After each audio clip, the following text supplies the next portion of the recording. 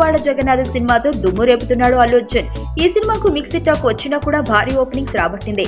ఇక ఈ సినిమా తర్వాత రచయిత వక్కంత వంశీ దర్శకత్వంలో నా పేరు సూర్య నా ఇల్లు ఇండియా అనే సినిమాలో నటిస్తున్న విషయం తెలిసిందే.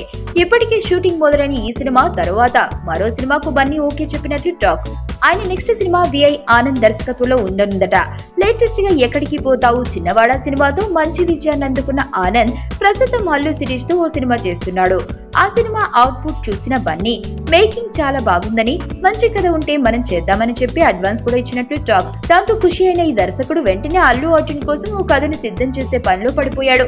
మొత్తానికి ఆనంద్ లక్కీ ఛాన్స్ కొట్టేశాడుగా.